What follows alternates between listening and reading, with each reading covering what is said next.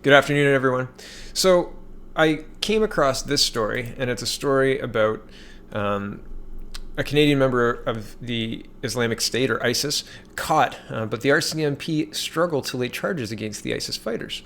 So it's not just one guy, but it's one guy the story focuses on. But this isn't a new problem. Returning ISIS fighters, I mean. This is a problem we knew that was happening at least last year, and Trudeau speaks to directly here. So, I mean, awful, just terrible. Link is in the description. And, well, here we will listen to this little interview and carry on from there. On a lot of the questions we received, there is a genuine fear about these returning ISIS fighters. Do you really believe they can be rehabilitated? Some of them definitely can't. And that's something that we have to be very, very alert to. And that, people want to know why they aren't immediately put in jail.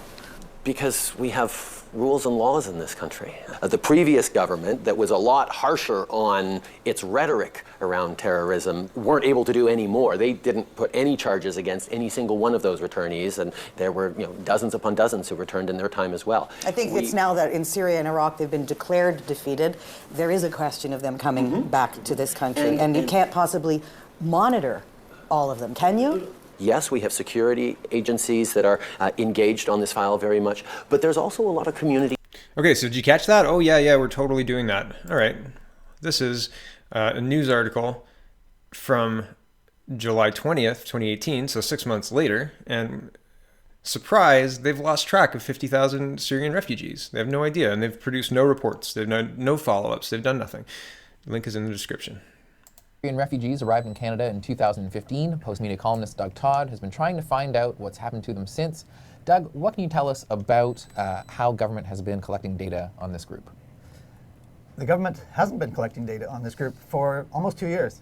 I've been trying for a couple of weeks to get answers from the Department of Immigration, and now includes the words refugees in the name of the department under Trudeau. He decided to put refugees in the name. But they finally acknowledged after several weeks that they have done no report on how the refugees from Syria are doing. Now, why is that troubling? Well, it was a big public relations effort in some ways by Justin Trudeau before the 2015 election and after to bring these refugees here. It was a big statement to the world. He got international headlines and plaudits for it.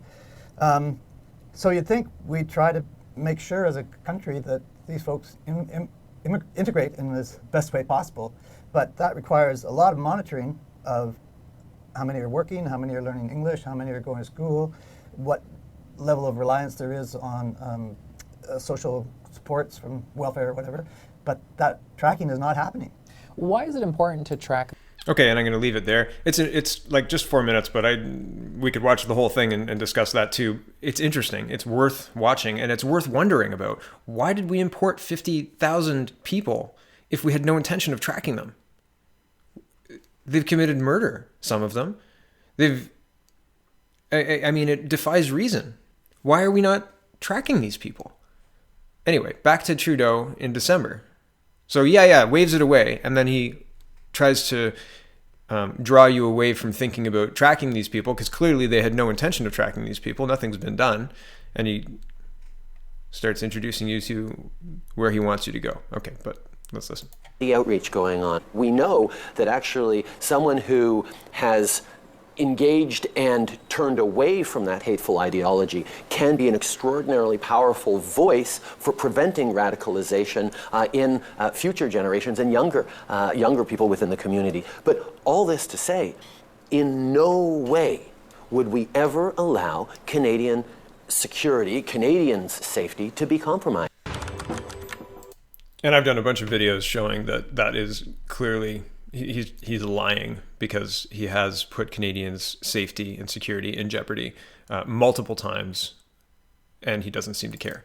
Okay, so this is a May article by Global News, and it's very interesting. Canada's plan for managing the returning ISIS fighters revealed in documents. So they used freedom of information to get access to documents, and I'm going to read you the important parts. It's so interesting. We basically don't have a plan, and the plan we have is hope that they stay offline, and we're going to get a peace bond to make sure they do. Okay, into the article. Canada's strategy for managing the return is detailed in documents obtained exclusively by Global News that point to hurdles police face in foreign fighter investigations and the alternative approaches they are trying because criminal charges have proved so challenging. Disclosed under the Access to Information Act, the documents are stark assessment of the prospects that former ISIS fighters like Ali will ever face criminal charges upon their return to Canada, saying terrorism investigations are among the most difficult the RCMP conducts. Often, they require evidence of an individual's activity in foreign conflict zones or rely on information provided by partners that were not authorized to disclose in court. The RCMP also faces challenges in collecting digital evidence, including access to encrypted communications. Calling terrorism, quote, complex and resource intensive, the documents caution that, quote, there may not be sufficient evidence for charges, and they say the fallback is to, quote, mitigate the threat through efforts outside the criminal justice system. The government estimates that 190 Canadian extremists are currently active in terrorist groups overseas, mostly in Syria and Iraq. An additional 60 have returned, and police are bracing for another wave of returnees over the next 1 to 3 months. And remember, this is May, so 1 to 3 months was summertime. They're here now if they came. Back to the article. Few who left to join ISIS have been charged upon their return, an issue that has been raised repeatedly in the House of Commons, with the Conservatives accusing the Liberals of greeting returning ISIS members with, quote, group hug sessions. On Friday, the topic came up again, question period, over a Toronto area man's confession to a U.S. reporter that he had participated in executions while serving with ISIS in Syria. He denied to Global News he had killed anyone. I did a video about this. It'll be in the description. But essentially, I said, like, do you get to just go to another country, kill somebody, admit to it on a podcast, and return to Toronto and live a regular life? Because that's what this guy did. He assassinated somebody with a sniper rifle, killed them. If you've listened to the podcast, it's chilling. And he out free in Toronto. Unbelievable. And they're looking for other options. Like they're saying, oh, we couldn't possibly do anything about this. No, we're stymied. Nothing we could do. Maybe pass a law that says being associated with a terrorist organization is illegal, and flying out of the country to participate in said terrorism is against Canadian law, and upon return you will be arrested.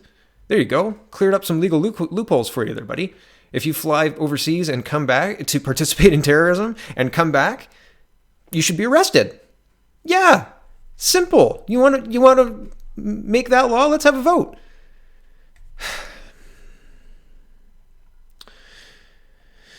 While the government has provided few details about how it is going to deal with returnees, the RCMP documents reveal a standard operating procedures that have been put in place and underscore what police have been saying for quite some time. They are struggling to charge returning Canadians over their involvement in terrorism in countries like Syria, forcing them to look at other options. Unlike the United Kingdom, which has revoked the citizenship of ISIS fighters so they cannot return, Canadians who go abroad to commit terrorism have a, quote, right to return, according to briefing note prepared by the Public Safety Minister, Ralph Goodall. Quote, therefore, even if a Canadian engaged in terrorism activity abroad, the government must facilitate the return to Canada, said the document obtained by Global News. Wild, right? I'm skipping down a bit. Once the RCMP become aware of a foreign fighter, so there's some structures to, they cancel their passport, so in order to return, they have to go through a Canadian consulate that is supposed to alert the Canadian government that they're trying to return, and then they track them down and do peace bonds. But what about people who are crossing illegally at Roxham Road? Like, what about people that they're missing? Frustrating. So once the RCMP becomes aware of foreign fighters preparing to come back to Canada, the task force meets to discuss which measures are needed to control the return, the minister's briefing note says. Task force allows us to collectively identify what measures can mitigate the threat that these individuals may pose during their return to Canada, an RCMP document says. This could include sending officers overseas to collect evidence before they depart, or their detention by police upon arrival in Canada. The RCMP may also use undercover officers to engage with the HRT, high-risk traveler, to collect evidence or monitor them during their flight home. When their flight lands in Canada, the returnees are subject to secondary customs screenings and possibly police detention. HRRs, high-risk returnees, can pose a significant threat to national security of Canada, the RCMP document says. International nature of activities and targets, sharing information among partner agencies, the conundrum of turning intelligence into evidence, and the reality that some terrorists do not fear persecution or death are other challenges highlighted by these documents. Assuming criminal charges are not possible, police may try to obtain a peace bond from the courts to restrict the behavior and limit their ability to go online. But sometimes the best RCMP can do is send an intervention team. The intervention team can engage with the returnee and the returnee's family to open up dialogue with the individual to help support the returnee's disengagement from the radical ideology and past behavior, it said. Moving forward, we must continue to work to identify how to best address the returnees, said the briefing note to the minister. While they may have engaged in terrorism abroad and broken the law, not all refugees continue to pose a threat, and they may now be disillusioned with the cause. Oh, so that's a good enough reason to not do anything when they get back here? So fast forward to the article that started this news, this video. It says, October 8th, exclusive Canadian member of Islamic State caught, but RCMP struggled to lay charges against ISIS fighters. Well, isn't that crazy, right? Hold on. A high-profile Canadian member of the so-called Islamic State had been caught while attempting to return to Canada, Global News confirmed. Muhammad Ali, 28, who left Toronto in 2014 to join ISIS, was captured by Kurdish forces as he tried to flee from Syria to Turkey. Global News interviewed Ali at a makeshift prison where he is being held by the U.S.-backed Syrian Democratic Force, SDF, the military alliance that controls northeast Syria. And I'm just skipping through this here, but his capture is significant because aside from serving as a sniper, Ali used social media to encourage others to join ISIS and conduct terrorist attacks. Ali's case has placed the government of Justin Trudeau in a difficult position. Kurdish officials want to hand Ali and a dozen other Canadians over to Ottawa. However, the RCMP are struggling to bring charges against Canadians who have taken part in overseas terror groups.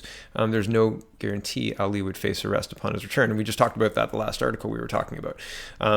And there's a lot of crazy stuff in here, like the posts on social media, etc. Oh, we're getting to that. Okay. The Integrated National Security Enforcement Team has been investigating Ali, but has not been charged. Canadian officials have not spoken to him since his apprehension. Once he had joined, according to ISIS documents smuggled out of the region, Ali joined the terror group in April 2014. His ISIS membership indicated he wanted to serve as a fighter. Once he joined, he made no secret about it, posting on social media accounts that he was a soldier in ISIS. Everyone will die eventually. It's inevitable, he says. Best to go out fighting for what you believe in. His Ask.fm account encouraged others to join ISIS, gave advice on how to do it, and told recruits to contact him once they arrived in Turkey. One online message suggested he had helped a group of Canadians cross into Syria to join ISIS. The friends are all believed to have been or are from the Toronto area. He spoke about playing soccer with severed heads, wrote that homosexuals should, quote, be killed, and posted ISIS incitement lines such as kill the disbeliever, whether he is a civilian or military. I think it's supposed to say there, not of military, but however, editing. And it says the Kurdish want to send, they want to send them to Canada. It says, quote, we have sacrificed a lot to be able to capture those dangerous and notorious criminals, 900 people, ISIL fighters. Every country should assume their responsibility and try to help us to address this issue and take their citizens back to their countries and try them in their countries. So we've got no mechanism, no law that says it's illegal to go abroad and participate in terrorist activities. There's no, or if we do, they're saying that there's no way to prove it beyond a shadow of a doubt. But they're doing that while at the same time not trying, right? They're trying peace bonds and other ridiculous stopgap measures that don't make a whole lot of sense when you have a war that Donald Trump won. ISIS was defeated in Iraq, and I think they have less than 8% of their total control of area now. So they're all but defeated essentially. So why are we not prepared for this? We've known for a year, at least a year.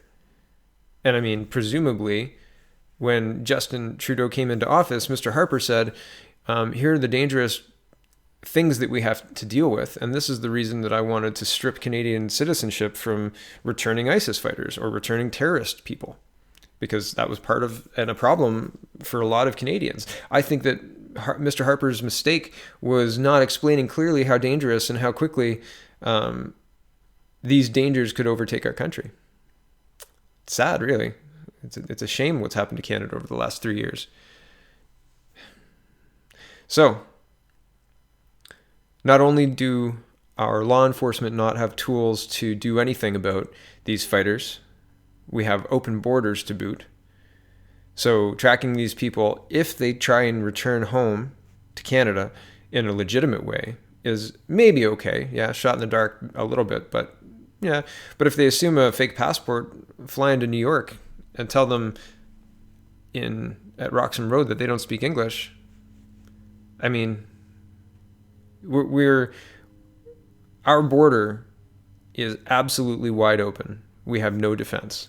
Isn't that the basic purpose of a military, to protect our sovereign borders? And yet, our prime minister is humming and hawing over what to do with proven returning terrorists. People who brag on New York Times podcasts that they've killed people. So frustrating. So frustrating. Anyway, peoplespartyofcanada.ca. Thanks for watching, everybody.